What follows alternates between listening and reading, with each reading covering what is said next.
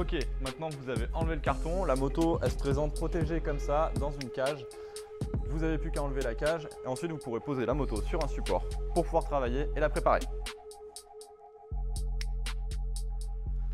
Ok, donc là, petite astuce, on est deux, on a démonté toutes les vis du bas de la cage pour l'enlever plus facilement. On ne s'amuse pas à tout enlever, ça va plus vite. Et voilà.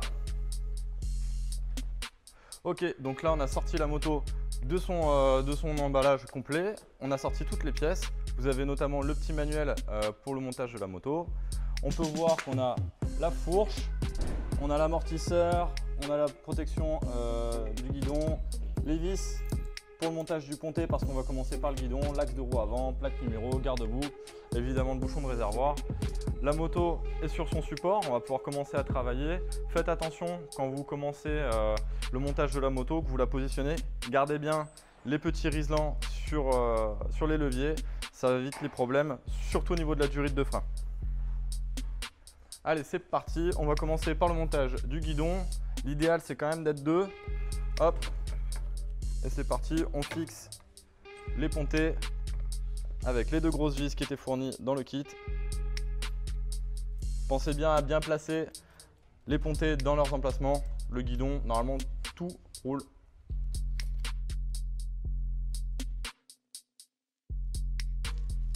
Ok, c'est parti. Donc là, on va installer la fourche.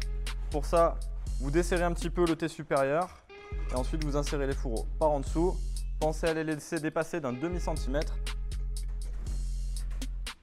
Ok, maintenant on insère le deuxième fourreau. Hop, on le fait dépasser, même hauteur que l'autre, un demi-centimètre et on presserre. Hop, on va contrôler la hauteur et ensuite on viendra faire le serrage final de la fourche. Allez, on installe maintenant la roue avant. On a l'axe, deux entretoises. Attention, sur les deux entretoises, il y en a une qui est plus longue que l'autre. Celle-ci, elle se place côté étrier de frein.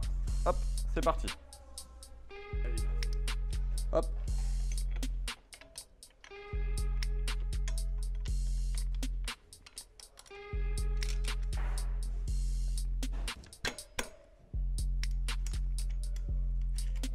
Et voilà. Maintenant, on peut passer au serrage de la roue avant.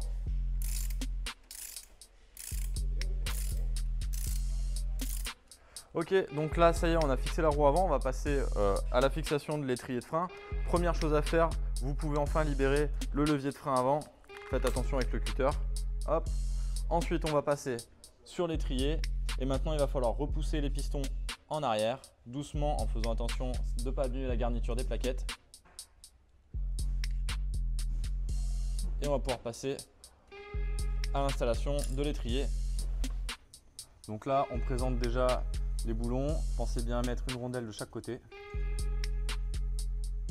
Hop, vous présentez l'étrier. Et ensuite, il n'y a plus qu'à fixer. Ok, donc là, on va passer à l'installation du garde-boue. Très simple. Les vis sont déjà en place. Vous les enlevez. Et après, on pourra présenter le garde-boue et l'installer.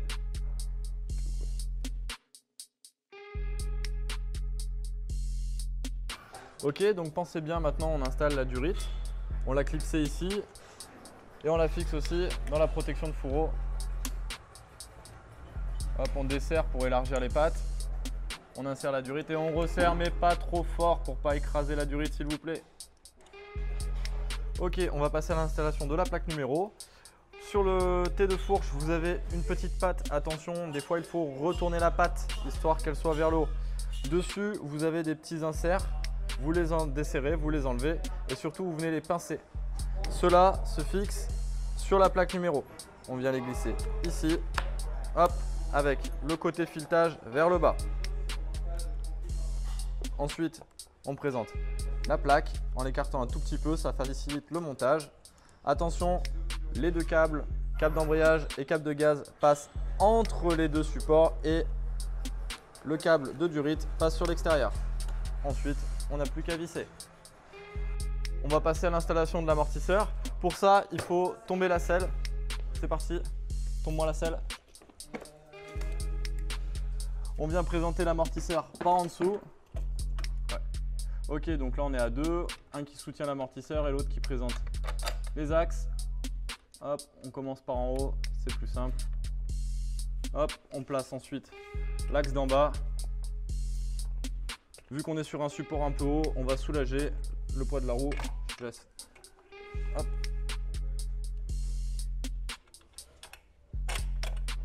Et voilà, tout simplement, les deux axes sont mis. Pensez à bien les resserrer, les deux.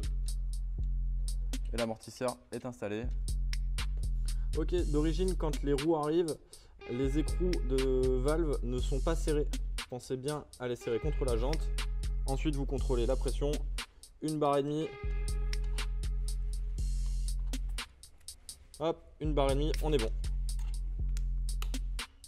Alors sur la 140 que nous venons de monter, le sélecteur est déjà en place. Selon le modèle que vous avez reçu, s'il s'agit d'une 125 SX, une 125 Rookie, une autre moto de chez nous, le sélecteur est à positionner. Pensez à régler la hauteur à votre convenance.